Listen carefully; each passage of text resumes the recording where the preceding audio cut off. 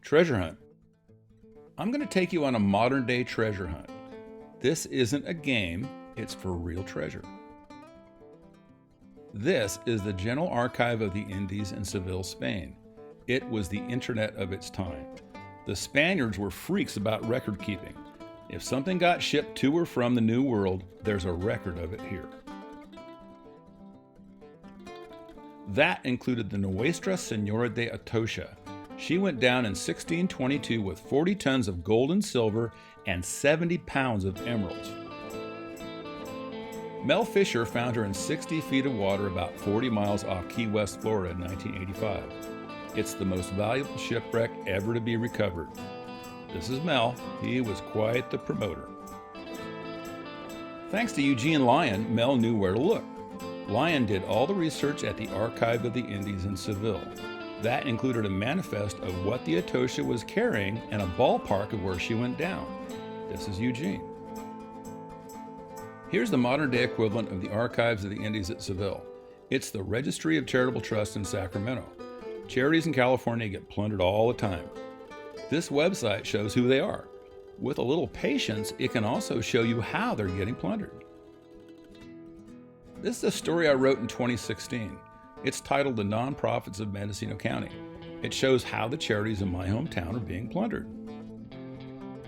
By 2021, I'd written dozens of such stories. This is an index of my work. I've written over 300,000 words on the subject. Mendocino County is what you might call a target-rich environment for plundering charities. When Richard Nixon started the war on drugs in 1971, black market marijuana prices went through the roof. Much of that was produced in Northern California's Emerald Triangle. That's the three-county area shown here in green. Mendocino County is shown here in red. It's the southernmost of three counties in the Emerald Triangle. As soaring marijuana prices packed growers' pockets with cash, the demand for money launderers exploded. That's when dope growers started taking over local charities. The most attractive local charity was also the largest one, the Community Foundation of Mendocino County. So that's where our treasure hunt begins. $127 million sunken treasure. Here's what I found. For charitable giving, there are three main options on the Mendocino Coast. That's the Mendocino Coast Children's Fund, Mendocino Food and Nutrition, and the Community Foundation of Mendocino County. This is the top part of the front page of the Children's Fund's annual filing for 2020. Gross receipts were $905,123. Here's the bottom part of the same page. This is the revenue section. With the same amount of revenue, $905,123. They kept track of every penny. So it matches their receipts. Here's one for Mendocino Food and Nutrition, also known as the Fort Bragg Food Bank. Receipts were $1,980,433. Here's the bottom part of the same page and the revenue section with $1,977,989 in revenue. It doesn't match the receipts. They were $1,980,433. But the difference is only $2,444, so it looks like a petty cash account. No big deal. Here's one for the Community Foundation. With gross receipts of $63,639,158. This is where it starts to get interesting. Bottom part of the same page, the revenue section. Check out that revenue, $4,959,588. See the difference? It's $58,679,570 for 1 year. That's no petty cash account. That's sunken treasure. This is a tape I ran on them. Covers the past 20 years. Check out the total. $127,749,331. That's a lot of sunken treasure. We're going to take a deeper dive here and look at all three charities. and who's got the money. These are the websites for all three. Not much to see here. It looks like the Community Foundation is big on community. For $127 million in sunken treasure, who wouldn't be?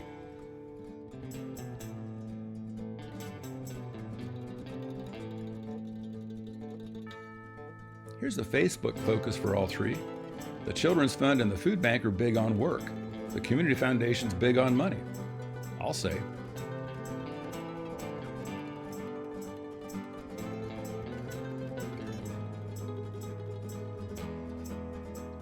This is strange. The Children's Fund and the Food Bank allow reviews on their Facebook page. The Community Foundation doesn't. Why not?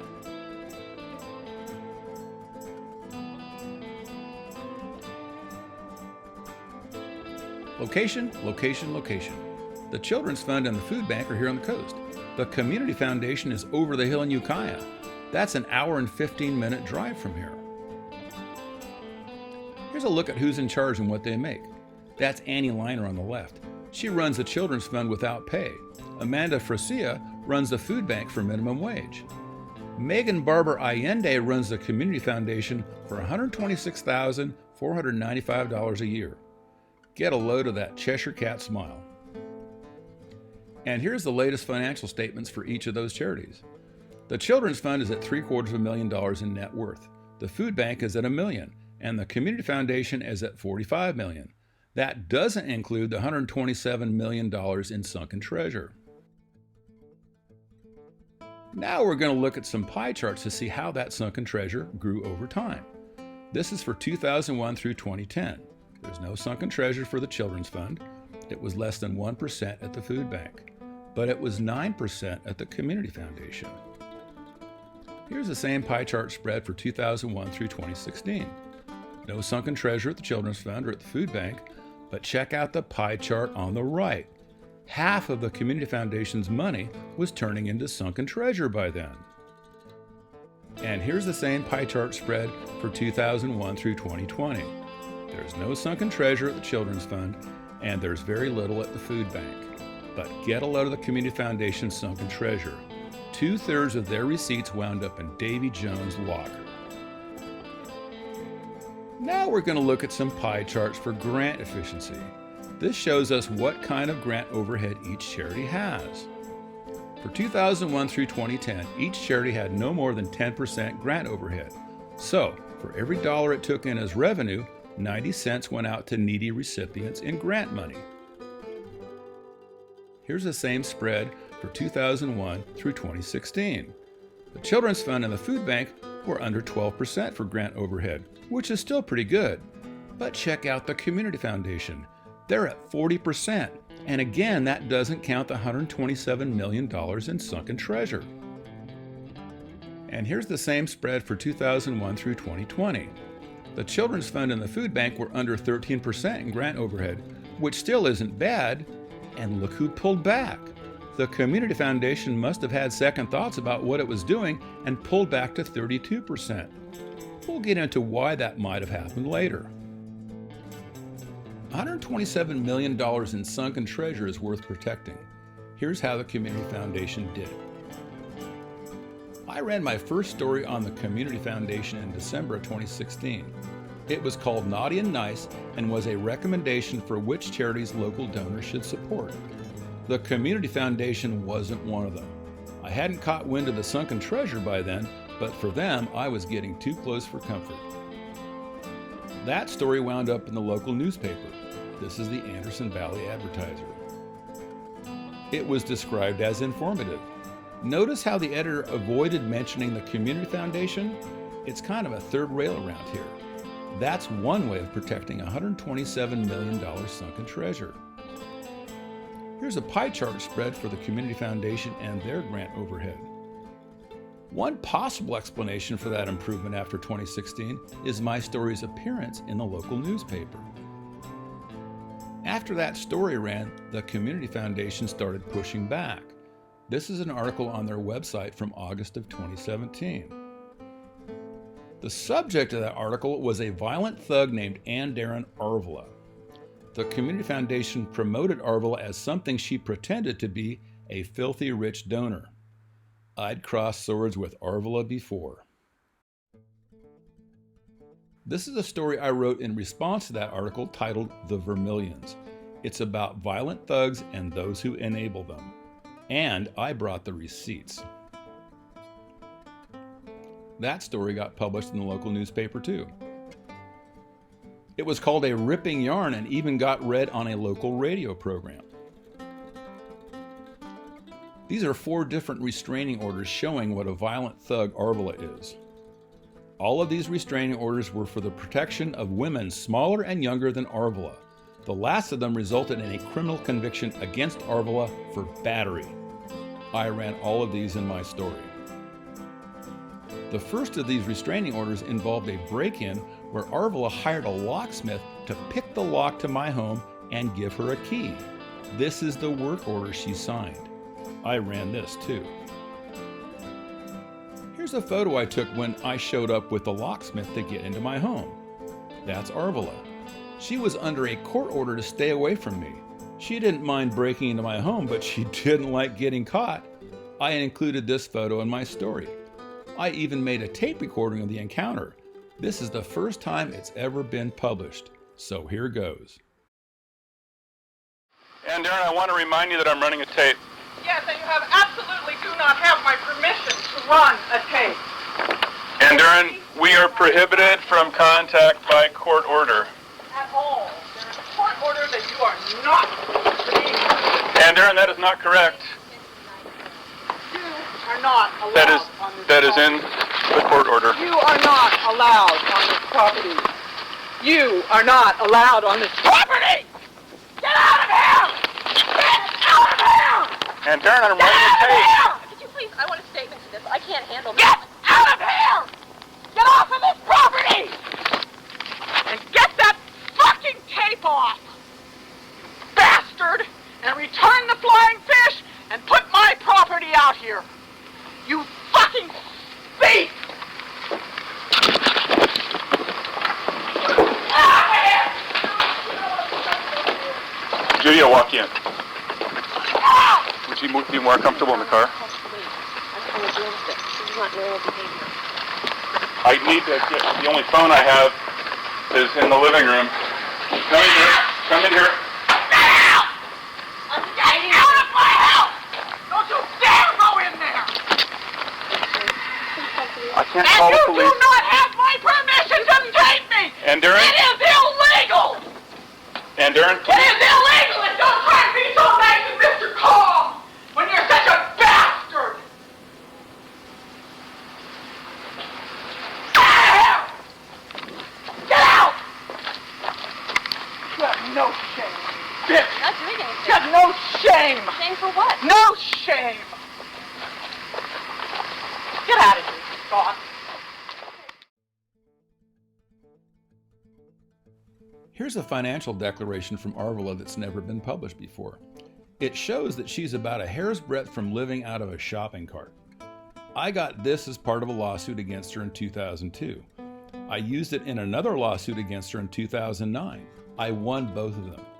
She tried desperately to keep this out of the second lawsuit but lost, so it's public now. This is a judgment against her for my first lawsuit in 2002. Cost her more than $3,000.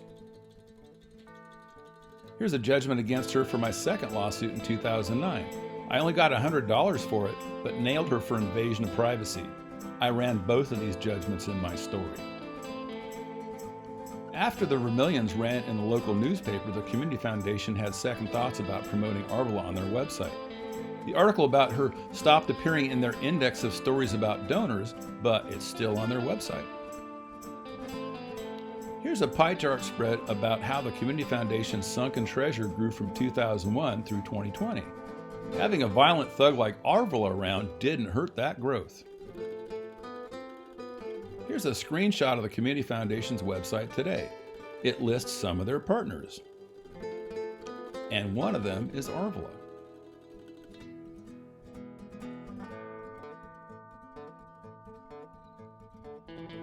Watchdogs have one job: to watch.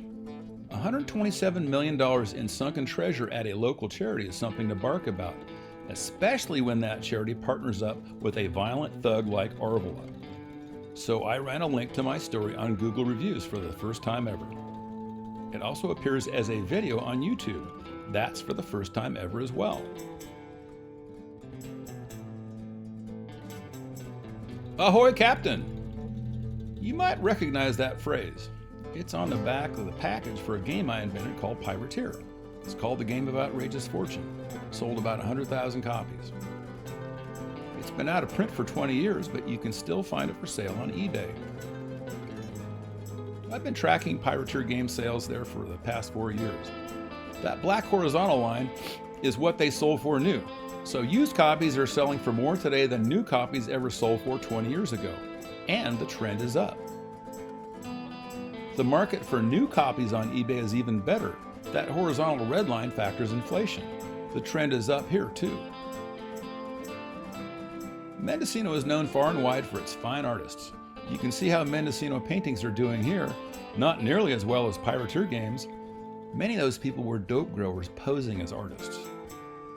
I've got the distinction of being the only living Mendocino artist whose work has appreciated over time, and I'm not even dead yet. Why should anyone trust a messenger from Mendocino? Good question. Remember Blind Pew from Treasure Island? He had a message too. So what about me? Why don't I go after that sunken treasure? I've got 127 million reasons to, but I've also got the same number of reasons not to go after that money. Am I afraid of the Community Foundation? No. What about their violent thug Arvola? Hardly. So why don't I go after that money? The answer is simple. I'm the wrong person for the job. I'm like Mel Fisher's researcher, Eugene Lyon. I've already found the amount of that treasure and its general location. All that's needed is a promoter like Mel Fisher. Maybe that's you.